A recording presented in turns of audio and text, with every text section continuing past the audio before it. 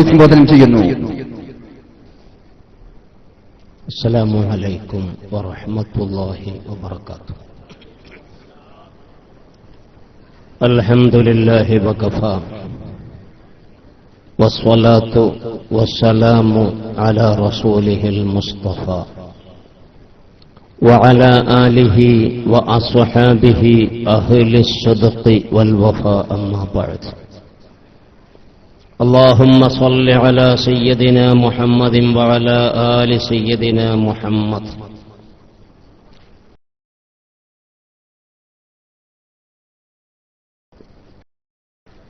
സർവാധരണീയരായ ഉസ്താദ്,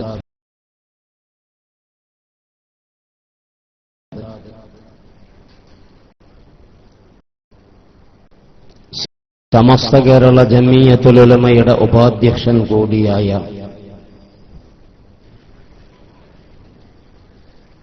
നമ്മുടെ എല്ലാവരുടെയും വളരെയേറെ ആദരണീയനായ സൈനുൽ ആബിദീൻ തങ്ങൾ, ബഹുമാനപ്പെട്ട പാണക്കാട് ഷമീർ അലി ശിഹാബ് തങ്ങൾ അവറുകൾ,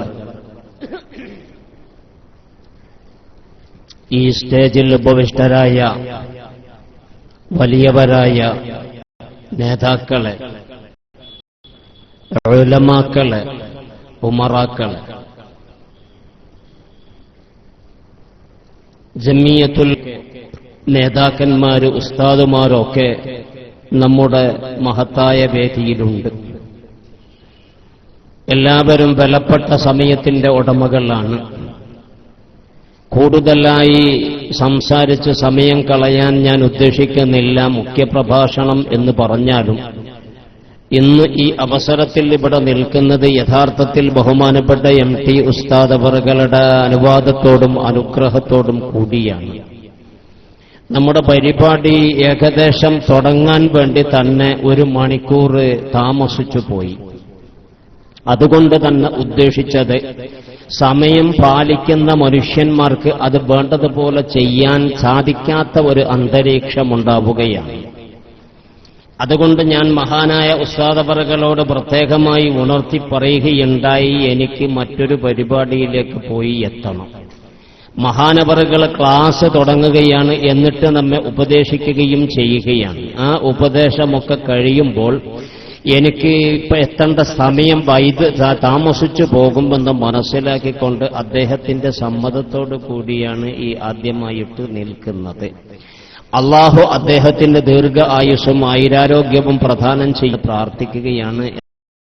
എന്റെ പ്രിയമുള്ള സഹോദരങ്ങളെ, പർലടുക്ക ജമാഅത്തിന്റെ കീഴിൽ ഇങ്ങനെ ഒരു വുമൻസ് കോളേജ് ആരംഭിക്കുന്നു എന്ന് കേൾക്കുന്ന ആ സമയം തന്നെ അതിൽ വളരെയേറെ സന്തോഷമാണ്. ബഹുമാനപ്പെട്ട അബ്ദുർ റഷീദ് ഹാജി അവറുകൾ ഈ കാര്യത്തെ എന്നോട് നേരത്തെ തന്നെ ഉണർത്തുകയും ആരെയാണ് ക്ഷണിക്കുക എന്ന് ചോദിക്കുകയും ചെയ്തപ്പോൾ ഞാൻ ആദ്യം തന്നെ പറഞ്ഞ് അവർക്ക് കേൾപ്പിച്ചു കൊടുത്തതാണ് മഹാനായ MT ഉസ്താദ് അവറുകളുടെ പേര്. അങ്ങനെ എന്റെ പ്രിയമുള്ള സഹോദരങ്ങളെ, നേരത്തെ തന്നെ ഈ സംഭവം അറിഞ്ഞിരിക്കുകയാണ്. എന്താണ് ഈ ശരീഅത്ത് കോളേജ്, പെണ്ണുങ്ങളെ പഠിപ്പിക്കുക എന്നുള്ളതൊരു പുതിയതാണ് എന്ന്, ഈ നമ്മുടെ ചുറ്റുഭാഗത്തിൽ പുതിയതാണ് എന്ന് ബഹുമാനപ്പെട്ട സൈനുൽ ആബിദീൻ തങ്ങൾ നിങ്ങൾക്ക് മനസ്സിലാക്കി തന്നു. ഒരു പക്ഷേ അങ്ങനെയാണെങ്കിൽ എന്റെ പ്രിയമുള്ള സഹോദരങ്ങളെ, അതെന്തുദ്ദേശം കൊണ്ട് ഉണ്ടായി, എങ്ങനെ ഉണ്ടായി എന്നുള്ളതൊക്കെ നാം മനസ്സിലാക്കേണ്ടവരാണ്. അതിന്റെ ആവശ്യം നമുക്ക് ഉണ്ടോ എന്നുകൂടി അറിയുക. ബഹുമാനപ്പെട്ട സമസ്ത കേരള ജമിയത്തുൽ ഉലമയുടെ വിദ്യാഭ്യാസ ബോർഡ് ഇവിടെ നിലവിൽ വരുന്നതിന്റെ മുമ്പിലായിട്ട് ഇവിടെ മദ്രസ സമ്പ്രദായം ഈ രൂപത്തിലില്ല എന്നുള്ളത് 50ഓ 55ഓ വയസ്സുള്ള ഒരു മനുഷ്യനോട് നിങ്ങൾ ചോദിക്കുകയാണെങ്കിൽ പരിപൂർണമായും നിങ്ങൾക്ക് അറിയും. 10, 50, 55 അല്ലെങ്കിൽ 60 വയസ്സുള്ളവരോട് ചോദിച്ചു നോക്കേ. വിദ്യാഭ്യാസ ബോർഡിന്റെ അംഗീകാരവും ആ പ്രവർത്തനവും ഇവിടെ ആരംഭിക്കുന്നതിന്റെ മുമ്പ് ഈ മദ്രസകൾ ഇവിടെ ഉണ്ടായിരുന്നില്ല. അതേപോലെ തന്നെ പഠിപ്പിക്കാനുള്ള ഒരു ചുറ്റുപാടും ഉണ്ടായിരുന്നില്ല. നമ്മുടെ കുട്ടികൾക്ക് ദീനിയായ കാര്യങ്ങൾ വേണ്ടതുപോലെ മനസ്സിലാക്കാൻ കഴിഞ്ഞിരുന്നില്ല. ചരിത്രത്തിലേക്ക് നിങ്ങൾ നോക്കുകയാണെങ്കിൽ പണ്ട് കാലത്ത് എന്റെയൊക്കെ ചെറുപ്പകാലത്തൊരു മയ്യത്തിന്റെ കൂടെ 10, 50, 60, 100 ആൾക്കാർ ലാ ഇലാഹ ഇല്ലല്ലാഹ് ചൊല്ലിക്കൊണ്ട് മയ്യത്തും കൊണ്ട് പള്ളിയിൽ വന്ന് പള്ളിയിൽ വെച്ചിട്ട് മാറി നിൽക്കുകയാണ് പള്ളി വളപ്പിൽ. പള്ളിയിലുള്ള മുദർരിസ് അല്ലെങ്കിൽ ഖതീബ് അല്ലെങ്കിൽ മുക്രിമാര് മുഅല്ലിമീങ്ങൾ അങ്ങനെ ഏതോ 1, 2, 4 ആൾക്കാർ സഫുകൾ 1, 2, 3 ആക്കി നിസ്കരിച്ച് തീർത്തെയ്യുന്ന ഒരു അന്തരീക്ഷമാണ് അന്ന് ഉണ്ടായിരുന്നത്. എന്തുകൊണ്ട് അത് എന്ന് ചോദിച്ചാൽ ഇന്ന് അങ്ങനെയല്ല എന്നുകൂടി മനസ്സിലാക്കുക. ഇന്നൊരു മയ്യത്തിന്റെ കൂടെ 500, 1000 ആൾക്കാർ വന്നിട്ടുണ്ടെങ്കിൽ എല്ലാവരും മയ്യത്ത് നിസ്കരിക്കുകയാണ്. എല്ലാവരും വുളു ചെയ്തതിന്റെ ശേഷമാണ് നിസ്കാരം ആരംഭിക്കുന്നത് തന്നെ. എന്താണ് ആ പണ്ടത്തെ അവസ്ഥയും ഇന്നുമായിട്ടുള്ള വ്യത്യാസം? പണ്ടുള്ള മനുഷ്യന്മാർക്ക് നിസ്കരിക്കാൻ വേണ്ടി, മയ്യത്ത് നിസ്കരിക്കാൻ വേണ്ടി നല്ല പോലെ അറിഞ്ഞിരുന്നില്ല. അത് അറിയാത്ത ഒരു സാഹചര്യമാണ് അവിടെ ഉണ്ടായിരുന്നത്.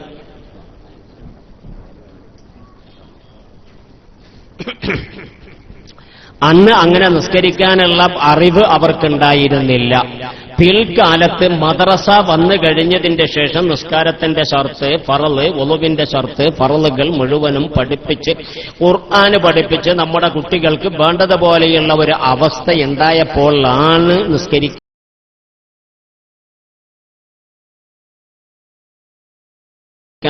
ആ സൗകര്യമുണ്ടായത്. അതുണ്ടാക്കിയത് സമസ്ത ജമിയത്തുൽ ഉലമയും അതിന്റെ പ്രവർത്തനങ്ങളുമാണ് എന്നുള്ള ആ അടിവര നിങ്ങൾ ആദ്യമായി ഉറപ്പിച്ചുകൊണ്ട് പറയുകയാണ്. അതേ സമസ്തയുടെ പ്രവർത്തനത്തിന്റെ ഭാഗം തന്നെയാണ് യഥാർത്ഥത്തിൽ പെണ്ണുങ്ങൾക്ക് പഠിപ്പിക്കാനുള്ള ഒരു അന്തരീക്ഷവും ഉണ്ടായത്. ആ കാലത്ത് പഠിപ്പിച്ചത് എങ്ങനെ എന്ന് നിങ്ങൾ ആലോചിച്ചു നോക്കാം. മദ്രസയില്ലാത്തൊരു കാലമുണ്ടല്ലോ. ആ കാലത്ത് ഇവിടെ പഠിപ്പിച്ചിരുന്നത് പെണ്ണുങ്ങൾ. മനസ്സിലാക്കി നോക്കൂ, യാഥാർത്ഥ്യം അങ്ങനെയാണ്. ചില വീടുകളിൽ പെണ്ണുങ്ങൾ പഠിപ്പിക്കുകയാണ് പരിശുദ്ധ ഫുർഖാനുൽ അളീം, ചിലപ്പോൾ പഠിപ്പിക്കുകയാണ്. പിന്നെ നിസ്കാരത്തിന് വേണ്ടി കൈഫിയത്ത് സ്വലാത്ത് എന്ന് പറയുന്ന ഒരു അറബി മലയാള പുസ്തകം എഴുതി വച്ചിട്ട് അതും കൂടി പഠിപ്പിച്ചു കൊടുക്കുന്നത് നമ്മുടെ വീടുകളിലുള്ള ഉമ്മാമാരാണ്, വയസ്സുള്ള പെണ്ണുങ്ങളാണ്. എന്റെ സഹോദരങ്ങളെ, ഞാനും എന്റെ ചെറുപ്പകാലത്ത് മദ്രസകളിലേക്ക് പോയിരുന്നില്ല. മദ്രസ അന്ന് ആ രൂപത്തിൽ പ്രവർത്തിച്ച് ഇരുന്നില്ല. എന്റെ സ്വന്തം ഉമ്മ തന്നെയാണ് എനിക്ക് പഠിപ്പിച്ച് തന്നിരുന്നത് പരിശുദ്ധ ഫുർഖാനുൽ അളീം. അതുപോലെ ഉമ്മയുടെ മുമ്പിലേക്കും മറ്റ് പലരുടെ മുമ്പിൽ, പല പെണ്ണുങ്ങളുടെ മുമ്പിലേക്കും കുട്ടികൾ പോയി പഠിപ്പിക്കുന്ന ഒരു അന്തരീക്ഷം, പഠിക്കുന്ന ഒരു അന്തരീക്ഷം പണ്ടുണ്ട്. അതേപോലെ തന്നെ എന്റെ പ്രിയമുള്ള സഹോദരങ്ങളെ, പഠനം കുറെ മൂത്ത് വരികയാണ് ഈ അവസരത്തിൽ. അങ്ങനെയാകുമ്പോൾ നമ്മുടെ പെൺകുട്ടികൾ പഠിച്ചിരിക്കേണ്ടത് ആവശ്യമാണ്. നമ്മുടെ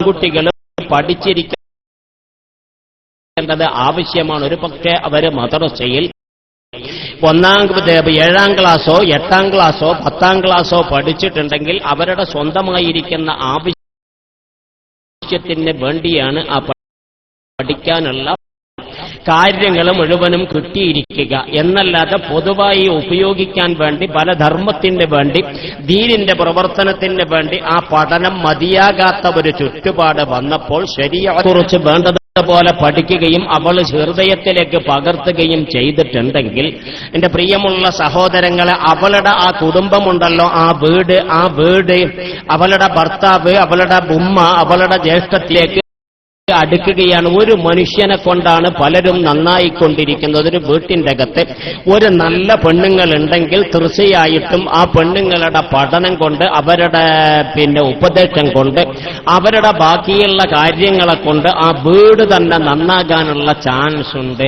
അത് തന്നെയാണ് ആവശ്യവും.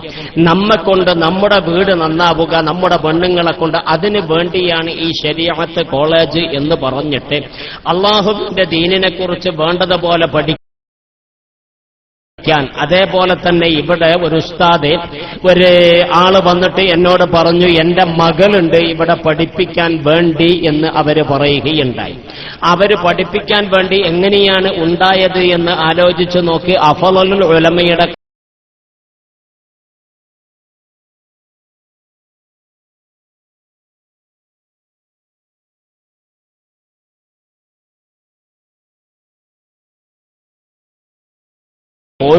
എടുത്തിരിക്കുകയാണ്, എന്നിട്ട് കുറച്ച് പഠിച്ചിരിക്കുകയാണ്, മനസ്സിലാക്കിയിരിക്കുകയാണ്. ഇവിടെ ടീച്ചറായിട്ട് പഠിപ്പിക്കാൻ വേണ്ടി പെണ്ണുങ്ങളായിട്ട് തന്നെ ഇവിടെ വരികയും ചെയ്തു. അങ്ങനെ പെണ്ണുങ്ങൾ തന്നെ പഠിപ്പിക്കുന്ന അന്തരീക്ഷം 2ാം ക്ലാസ് 3ാം ക്ലാസ് പോലെയുള്ള 4 വരെയുള്ള ആ ചെറിയ ചെറിയ കുട്ടികളെ പഠിപ്പിക്കാൻ ആണുങ്ങളെ കാര്യമാണ്. അത് നാം ഓരോരുത്തരും അറിയേണ്ടതുമാണ്. അങ്ങനെ പെണ്ണുങ്ങളെ പക്ഷേ മദ്രസയിൽ ആണുങ്ങളും പെണ്ണുങ്ങളും സമഞ്ജസമായിട്ട്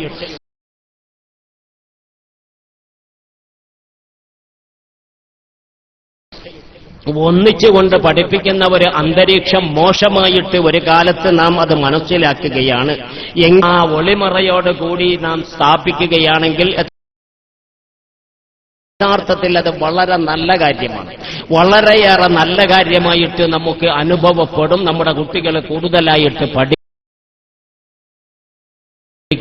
പെണ്ണുങ്ങൾക്ക് ആണുങ്ങളെക്കാൾ കൂടുതലായിട്ട് ക്ഷമിക്കുവാനും അതേപോലെ തന്നെ കുട്ടികളെ വേണ്ടതുപോലെ നിയന്ത്രിക്കുവാനും സാധിക്കുകയും ചെയ്യും.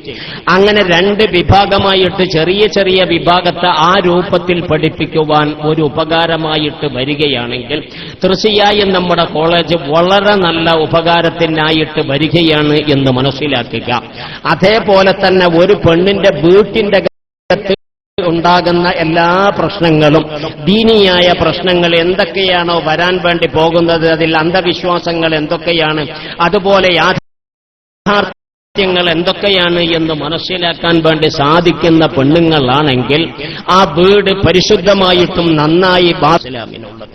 ബഹുമാനപ്പെട്ട നബി സല്ലല്ലാഹു അലൈഹി വസല്ലമ തങ്ങളുടെ പ്രിയപ്പെട്ട പത്നി ബീബി ആയിഷ റളിയല്ലാഹു അൻഹ, ആയിഷക്ക് തുല്യതയുള്ള ഒരു പണ്ഡിത ഈ ലോകത്ത് വേറെ ഉണ്ട്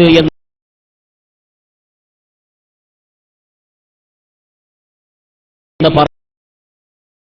പറയാൻ വേണ്ടി പറ്റില്ല. അത്രയേറെ ഉയർന്ന പാണ്ഡിത്യത്തിന്റെ ഉടമയാണ് ബഹുമാനപ്പെട്ട ബീബി ആയിഷ റളിയല്ലാഹു അൻഹ. മഹാന്മാരായ സഹാബാക്കള് വല്ല കാര്യത്തിലും ചർച്ച അഭിപ്രായ വ്യത്യാസമായി മാറിയാൽ ബഹുമാനപ്പെട്ട ആയിഷ ബീബി റളിയല്ലാഹു അൻഹയായിരിക്കുന്ന അബൂ ഹുറൈറ റളിയല്ലാഹു അൻഹു ഹാജരായിരിക്കുകയാണ് അബ്ദുല്ലാഹിബ്നു ഉമറും. അബ്ദുല്ലാഹിബ്നു ഉമർ എന്ന് പറഞ്ഞാൽ സഹാബത്തിന്റെ വലിയ ഭയപ്പെടുന്ന പേരിൽ ഒന്നാണ്.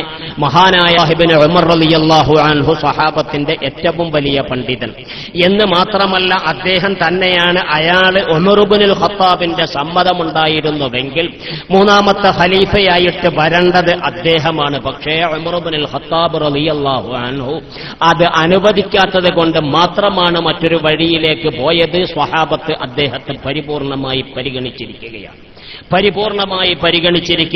ഉമർ ഇബ്നുൽ ഖത്താബിന്റെ മകൻ എന്ന് മാത്രമല്ല, സഹാബത്തിന്റെ ഘനപ്പെട്ട ഗാംഭീര്യമുള്ള പണ്ഡിതൻ. അതേപോലെ തന്നെ സഹാബത്തിന്റെ ഏറ്റവും വലിയ മുഹദ്ദിസാണ് മഹാനായ അബൂ ഹുറൈറ റളിയല്ലാഹു അൻഹു. 2 പേരുമുള്ള ഒരു മയ്യത്തിന്റെ പരിപാലന സദസ്സിൽ വെച്ചിട്ട് ഒരാൾ എഴുന്നേറ്റ് പോവുകയാണ്. നിങ്ങളിത് മനസ്സിലാക്കണം. പെണ്ണുങ്ങൾ എന്ന് പറയുന്നതിന് എത്ര വലിയ സാന്നിധ്യം ദീനിലുണ്ട് എന്ന് മനസ്സിലാക്കാൻ വേണ്ടിയാണ് ഞാനിത് പറയുന്നത്.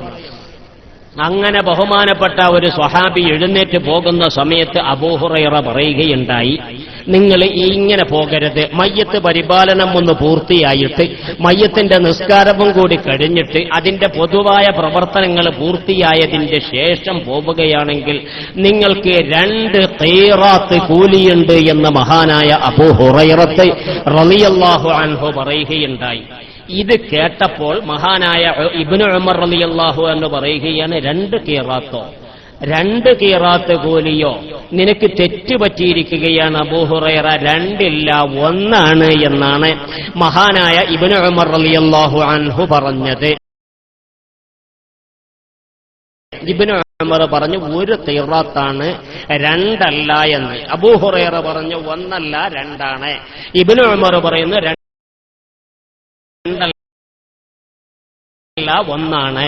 അങ്ങനെ അവര് 2 പേരും തമ്മിൽ തർക്കമായി. പണ്ഡിതന്മാരുടെ തർക്കമാണ്. എല്ലാവരും ഇരുന്ന് കേട്ടാണ് എന്ന് അബൂ ഹുറൈറയും 1 എന്ന് ബഹുമാനപ്പെട്ട ഇബ്നു ഉമറും. അങ്ങനെ 2 പേരും പറഞ്ഞിട്ട് അവസാനമായിട്ട് ഇതിനൊരു പരിഹാരം കാണണം, അതിന് വലിയ ആളെ സമീപിക്കണം, അത് ആവശ്യമാണ്. നമ്മുടെ നാട്ടിന്റെ അകത്ത് നമ്മുടെ ഖതീബ് ഉസ്താദുമാര് അല്ലെങ്കിൽ മറ്റേതെങ്കിലും 2 ഉസ്താദുമാര് തമ്മിൽ തെറ്റിയാൽ പിന്നെ പോകാൻ വേണ്ടി സംശയം തീർക്കാൻ വേണ്ടി പോകേണ്ടത് മൂന്നാമത്തെ ഒരാള് വലിയ ആളുടെ മുമ്പിലേക്കാണ്, ബഹുമാനപ്പെട്ട MT ഉസ്താദിന്റെ മുമ്പിലേക്ക്, അല്ലെങ്കിൽ ബഹുമാനപ്പെട്ട കാളമ്പാടി ഉസ്താദിന്റെ മുമ്പിലേക്ക്, അതുപോലെയുള്ള ആൾക്കാരുടെ മുമ്പിലേക്കാണ് പോകുന്നത് എന്ന് അറിയാമല്ലോ. അങ്ങനെ അവര് രണ്ടുപേരും തർക്കിച്ചപ്പോൾ അവസാനമായിട്ട് തീരുമാനം പറയാൻ വേണ്ടി അവര് തെരഞ്ഞെടുത്തത് ബഹുമാനപ്പെട്ട ഉമ്മുൽ മുഅ്മിനീന ബീബി ആയിഷ റളിയല്ലാഹു അൻഹയാണ്. നിങ്ങൾ ഇവിടെ നോക്കൂ, ഒരു പെണ്ണുങ്ങളുടെ പ്രസക്തി എത്ര വലുതാണ് എന്ന് നമുക്ക് മനസ്സിലാക്കാമല്ലോ. അങ്ങനെ രണ്ടുപേരും തെരഞ്ഞെടുത്തു. രണ്ടുപേരും ആയിഷ ബീബി റളിയല്ലാഹു അൻഹയുടെ വീട്ടിലേക്ക് പോയി. കാരണമെന്തേ? മഹാനായ നബി സല്ലല്ലാഹു അലൈഹി വസല്ലമ തങ്ങളോടുകൂടി ഒന്നിച്ച് ജീവിച്ചു എന്ന് മാത്രമല്ല, ആ ജീവിതത്തെ പച്ചയായി തനതായി അതിൻ്റെതായ രൂപത്തിൽ പഠിച്ച് മനസ്സിലാക്കി വേണ്ട രൂപത്തിൽ കൈകാര്യം ചെയ്യാൻ അറിയുന്ന അതിമഹത്തായ ബുദ്ധിയുള്ള പെണ്ണുങ്ങളാണ് ബഹുമാനപ്പെട്ട ആയിഷ ബീബി. അങ്ങനെ ആയിഷ റളിയല്ലാഹു അൻഹയുടെ മുമ്പിൽ പോയി ഇരുന്നപ്പോൾ ആയിഷ, ഞങ്ങൾ രണ്ടുപേരും തർക്കിച്ചിരിക്കുകയാണ്. ഇപ്പൊ രണ്ടാള് തർക്കിച്ചാൽ രണ്ടാള് രണ്ട് വശത്ത് പിടിച്ചു നിൽക്കും. മറ്റെന്തെങ്കിലും പറഞ്ഞാൽ ആരെങ്കിലും മധ്യസ്ഥം പറയുന്നത് സ്വീകരിക്കാൻ തയ്യാറാകാത്ത ഒരു അന്തരീക്ഷമാണ്. പക്ഷെ അതല്ല സഹാബത്തിന്റെ ആ നല്ല കാലം. അവര് ആരാണ്? എത്ര നല്ലവരായ മനുഷ്യന്മാരാണ്. യഖ്താറഹുമുല്ലാഹു ലിസുഹബത്തി നബിയിഹി എന്ന് പറഞ്ഞുകൊണ്ട് തെരഞ്ഞെടുക്കപ്പെട്ട ആ മനുഷ്യന്മാര്. ആയിഷ ബീബിയോട് അബൂ ഹുറൈറ പറയുന്നു, ഞങ്ങൾ തർക്കിച്ചു. ഒരു മയ്യത്തിന്റെ കൂടെ എല്ലാ പരിപാടിക്കും ഉണ്ടായാൽ 2 ഖിറാത്ത് കൂലിയുണ്ട് എന്ന് അള്ളാന്റെ റസൂല് പറഞ്ഞത് ഞാൻ കേട്ടിരിക്കുകയാണ്. ഇയാള് പറയുന്നു 1 ഖിറാത്താണ് എന്ന്. ഏതാണുമ്മ ശരി ഒന്ന് പറയൂ. ബഹുമാനപ്പെട്ട ആയിഷ ബീബി റളിയല്ലാഹു അൻഹ തന്റെ ഓർമ്മയുടെ അലമാരികളും ഗോഡൌണുകളും മുഴുവനും തുറന്ന് പരിശോധിച്ചിട്ട് അവസാനമായിട്ട് പറയുന്നു, അബ്ദുല്ലാ, നിങ്ങൾക്ക് തെറ്റുപറ്റിയിരിക്കുകയാണ്. മഹാനായ അബൂ ഹുറൈറ പറയുന്നത് ശരിയാണ്, 2 ഖിറാത്ത് കൂലിയാണ് എന്ന് പറഞ്ഞ് തീരുമാനിക്കുകയും ആ തീരുമാനം സ്വഹാബത്ത് അങ്ങനെ തന്നെ അംഗീകരിക്കുകയും ചെയ്യുമ്പോൾ അതൊരു പെണ്ണിന്റെ തീരുമാനമാണ്. നിങ്ങളത് മനസ്സിലാക്കൂ. അങ്ങനെ പെണ്ണുങ്ങൾക്ക് ഇമാമത്ത് നിൽക്കാൻ വേണ്ടി കഴിയും. ആ രൂപത്തിൽ നേതൃത്വം അല്ലാഹുവിന്റെ റസൂലിന്റെ ഭാര്യയായ ഉമ്മുൽ മുഅ്മിൻ ഹിജാബിന്റെ പിന്നിലല്ലാതെ സംസാരിച്ചിരുന്നില്ല, ഹിജാബിന്റെ പിന്നിൽ കൂടിയല്ലാതെ സംസാരിച്ചിരുന്നില്ല എന്നുള്ളതാണ് യാഥാർത്ഥ്യം.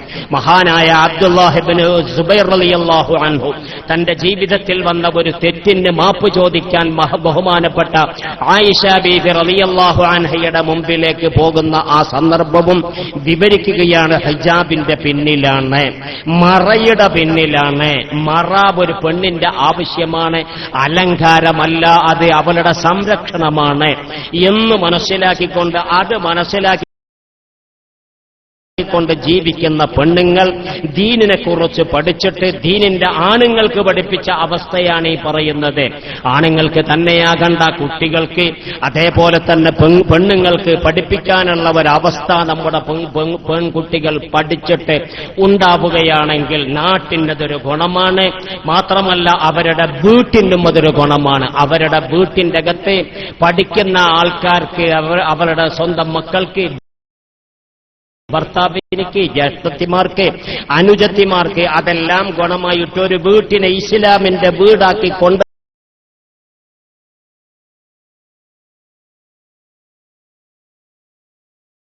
വരാൻ വേണ്ടി കഴിഞ്ഞിട്ടുണ്ടെങ്കിൽ, ഒരു വീടിനെ ഇസ്ലാമിന്റെ വീടാക്കി കൊണ്ടുവരാൻ വേണ്ടി കഴിഞ്ഞിട്ടുണ്ടെങ്കിൽ ും വലുത് മറ്റൊന്നില്ല. ഇവിടെ നാടിനെയല്ല, മഹാനായ യാക്കൂബ് നബി അലൈഹിസ്സലാമ മരിക്കുന്ന സമയത്ത് മക്കളെയാണ് വിളിച്ചിട്ട് ചോദിച്ചത്, അം കുന്തും ശുഹദാ ഇദ് ഹളറ യാക്കൂബൽ മൗത്ത് ഇദ് ഖാല ലിബനി മാ തഅബ്ദൂന മിൻ ബഅദി എന്നാണ് ബഹുമാനപ്പെട്ട യാക്കൂബ് ഞാൻ ചെയ്ത് കൊടുത്ത ആ ദൗത്യം ശരിയായിട്ടുണ്ടോ എന്നുള്ള ആ ചോദ്യം. അതേപോലെ തന്നെ എന്റെ പ്രിയമുള്ള സഹോദരങ്ങളെ, സഹോദരിമാരെ വരികയാണ്.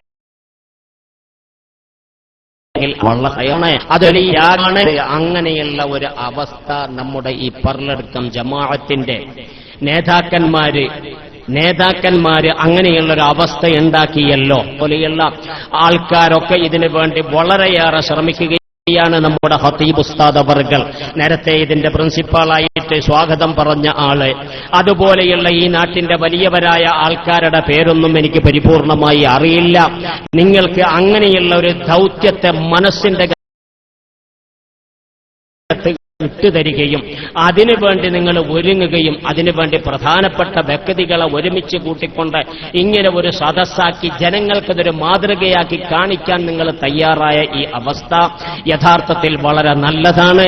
ഇതിനുവേണ്ടി സഹകരിച്ചുകൊണ്ട് വലിയവരായ ആൾക്കാർ, നമ്മുടെ ബഹുമാനപ്പെട്ട മൊയ്തീൻ അബ്ബ ഹാജി, അതേപോലെ തന്നെ ബഹുമാനപ്പെട്ട ഹസൻ ഹാജി, അതേപോലെ തന്നെ ബഹുമാനപ്പെട്ട കറാവളി തങ്ങള്, ഇതുപോലെയുള്ള ഉസ്താദുമാര് എസ് ബി ദാരിമി, ബഹുമാനപ്പെട്ട ഷരീഫ് ഫൈസി മുതലായിരിക്കുന്ന ആൾക്കാരൊക്കെ ഇതിന്റെ പിന്നിൽ പ്രവർത്തിച്ചുകൊണ്ടുണ്ട്.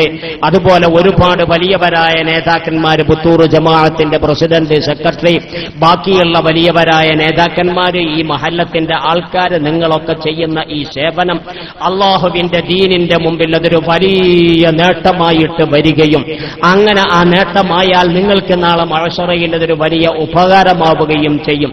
എന്റെ ദീനിന് വേണ്ടി നീ എന്തു ചെയ്തു എന്ന് നാളെ അള്ളാഹുവിന്റെ മുമ്പിൽ നമ്മോട് ചോദ്യം വരുമ്പോൾ ബഹുമാനപ്പെട്ട ശുഹദാഇനെ കുളിപ്പിക്കാതെ കണ്ട് മറവ് ചെയ്യണമെന്നാണ് ഇസ്ലാം പറഞ്ഞിരിക്കുന്നത്. കുളിപ്പിക്കാതെ മറവ് ചെയ്യണം എന്ന്. എന്താണതിന്റെ കാരണമെന്നെന്റെ പ്രിയമുള്ള ഉത്തരങ്ങളെ ഞാൻ നീട്ടുന്നില്ല. നിങ്ങൾ ഇതൊന്നുകൂടി കേട്ടോളൂ. ഷഹീദ് എന്ന് പറഞ്ഞാൽ യുദ്ധക്കളത്തിൽ മരിച്ചുപോയവർ, കരള് മുറിഞ്ഞ്, കണ്ടം മുറിഞ്ഞ്, കൊടല് മുറിഞ്ഞ്, വയറ് മുറിഞ്ഞ്, കൈ മുറിഞ്ഞ്, പൊടിതൂളിൽ പരണ്ടിട്ട് പടഞ്ഞിട്ട് മരിച്ചുപോയ മനുഷ്യന്മാരെ അതേപോലെ കൊണ്ടുപോയി മറവ് ചെയ്യണം എന്നാണ് ഇസ്ലാം. അതേ അവസരത്തിൽ ഒരാൾ രാവിലെ ശരിക്ക് പരിപൂർണമായി എഴുന്നേറ്റ് കുളിച്ചു, സോപ്പിട്ട് തേച്ച് കുളിച്ചു, കുറച്ചു സമയം കഴിയുമ്പോൾ അയാൾ മരിച്ചു, അയാളെ വീണ്ടും കുളിപ്പിക്കണം എന്നാണ് നിയമം. എന്താണ് ഇതിന്റെ പിന്നിലുള്ളത്? ഈ മരിച്ച മനുഷ്യനുണ്ടല്ലോ ഷഹീദ്, അദ്ദേഹത്തിന്റെ അതേ ശരീരത്തോടുകൂടി നാളെ മഹ്ശറയിലേക്ക് വരണം. ആ മുറിഞ്ഞ മുറിയോടുകൂടി വരണം. അത് അല്ലാഹുവിന് കഴിയും. പടച്ചവന്റെ ആ മനുഷ്യൻ ഏതെല്ലാം രൂപത്തിലാണോ മുറിഞ്ഞു പോയിരിക്കുന്നത് ആ മുറിയോടുകൂടി വരണം. അങ്ങനെ വന്നു കഴിഞ്ഞാൽ അവരെ പ്രത്യേകമായി ഇരുത്തുന്നൊരു ഗാലറിയുണ്ട്. ആ ഗാലറിയിൽ ഇരുത്തിയിട്ട് മഹ്ശറയിലേക്ക് മുഴുവനും കാണുകയാണ്. ആ കാണുന്ന സമയത്ത് നിങ്ങളോട് ചോദിക്കാനല്ല മനുഷ്യന്മാരെ,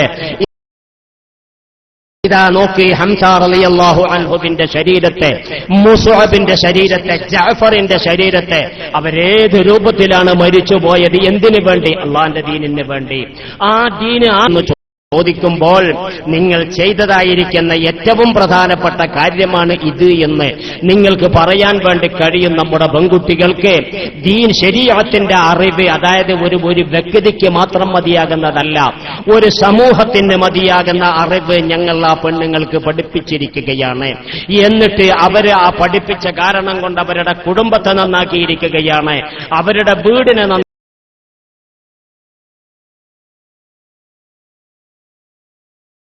നന്നാക്കിയിരിക്കുകയാണ്, അവരുടെ പരിസരം നന്നാക്കിയിരിക്കുകയാണ്, അവരുടെ അയൽവാസികളെ നന്നാക്കിയിരിക്കുകയാണ്, അവരുടെ ചുറ്റുഭാഗത്തുള്ള ആൾക്കാരെ നന്നാക്കിയിരിക്കുകയാണ്. ആ പെണ്ണുങ്ങളോട് ചോദിച്ചിട്ട് അവര് പലതും പഠിച്ചിരിക്കുകയാണ്. അങ്ങനെ ഒരു അവസ്ഥ ഞങ്ങൾ ഉണ്ടാക്കി എന്ന് പറഞ്ഞാൽ അത് അള്ളാഹുവിന്റെ ദീനിക്ക് ചെയ്യുന്ന ഏറ്റവും വലിയ. ഞാൻ എന്റെ സംസാരത്തെ അവസാനിപ്പിക്കുകയാണ്. ബഹുമാനപ്പെട്ട ഉസ്താദ് അവർ എത്രയോ ദൂരത്തിൽ നിന്ന് നേരത്തെ തന്നെ അവരിവിടെ വന്ന് എത്തുകയും നമുക്ക് പ്രാർത്ഥിച്ചു തരികയും എന്ന് മാത്രമല്ല ആ ആഗമനം നമുക്ക് വളരെ വലിയ നേട്ടമാണ്, വളരെ വലിയ കാര്യമാണ്. വലിയ ആൾക്കാരുടെ സാന്നിധ്യത്തിൽ നാം ഇരിക്കുക എന്നുള്ളതും നമ്മുടെ വലിയ നേട്ടമാണ്. അള്ളാഹു നമുക്കും അവർക്കും ദീർഘ ആയുസ്സും ആയുരാരോഗ്യവും പ്രദാനം ചെയ്യുമാറാവട്ടെ. ഇതിനു വേണ്ടി പ്രവർത്തിക്കുന്ന നമ്മുടെ ചെറുപ്പക്കാർ, നല്ല നല്ല ചെറുപ്പക്കാർ ഈ നാട്ടിന്റെ അകത്തുണ്ട്. ഇതിനു വേണ്ടി പ്രവർത്തിക്കാൻ സന്നദ്ധരായവർ, അതുപോലെ ഈ നാട്ടിന്റെ നേതാക്കന്മാരുണ്ട്, ഇതിനെ സഹായിക്കുന്ന ആൾക്കാരുണ്ട്. ഈ മൂന്ന് വിഭാഗത്തിനും പടച്ച തമ്പുരാനെ നീ ഹൈർ ചെയ്യണം, തമ്പുരാനെ നീ നന്മ ചെയ്യണം, തമ്പുരാനെ നീ